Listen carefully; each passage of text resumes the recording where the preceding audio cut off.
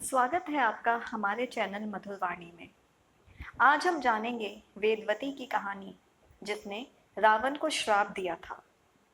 वेदवती ब्रह्म ऋषि कुशध्वज की बेटी थी, जो देवताओं के गुरु बृहस्पति के पुत्र थे। अपना जीवन जपने और पवित्र वेदों का अध्ययन करने में बिताने के बाद उन्होंने अपनी बेटी का नाम वेदवती रखा, ग्रंथों के नाम पर, जो उनकी भक्ति और तपस्या के फल के रूप में पैदा हुई थी। वेदवती दिखने में बहुत सुंदर और बहुत ज्ञानी थी। एक समय की बात है, महाबली रावण पृथ्वी पर विचरता हुआ हिमालय पर्वत पर जा पहुंचा। वहां उसने साक्षात देव कन्या के समान एक ऐसी कन्या देखी जो मृग चर्म धारण किए तपोनुष्ठान में रत थी। उस रूपवती देव कन्या को देखते ही रावण ने उसे प्राप्त करने की इच्छा की और शादी का प्रस्ताव रखने का सोचा। रावण ने कन्या से पूछा, तू किसकी पुत्री है और तुम्हारा पति कौन है? तेरी युवावस्था और सौंदर्य इस प्रकार के तप के योग्य नहीं है। देवी, फिर तू इतना कठिन तप किस लिए करती है? तू अपने संकल्प को त्याग दे। तब उस यशस्विनी एवं तपस्विनी कन्या ने रावण से कहा कि मैं ब्रह्म ऋषि कुशध्वज की पुत्री हूँ।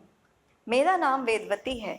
मेरे विवाह के लिए कितने ही देवता, गंधर्व, यक्ष, राक्षस और नाग मेरे पिता से मिले और मुझसे ब्याह करने की प्रार्थना की, परंतु मेरे पिता यह चाहते थे कि उनका जामात्र सुरेश्वर विष्णु हो, कोई अन्य नहीं।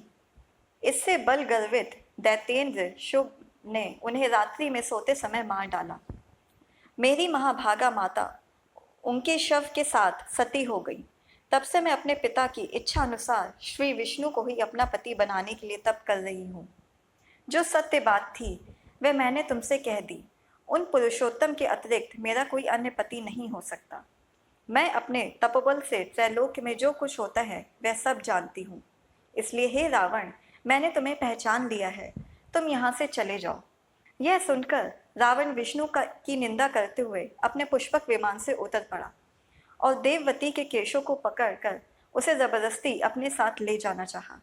इस पर वेदवती को क्रोध आ गया और अपने हाथ से, जो इस समय खड़क रूप हो गई थी, वेदवती ने अपने बालों को काट डाला और अपने क्रोध से अग्नि प्रदीप्त कर उस अग्नि में प्रवेश कर गई तथा यह कह गई कि पाप आत्मा, तेरा वध करने के लिए मैं पुनः उत्पन्न होंगी। यदि मैंने कुछ भी सुकृत किया हो तो उसके पुण्य से फिर किसी धर्मात्मा के घर में जन्म धारण करूंगी। ऐसा कह वेदवती उस धधकती चिता में कूद पड़ी। चिता के चारों ओर पुष्प छितरा उठने लगे। वहीं वेदवती जनक राजा के घर में कन्या रूप से उत्पन्न होकर सीता के अवतार में जन्म लिया, जिन्हें रावण हरण कर लंका ले आया।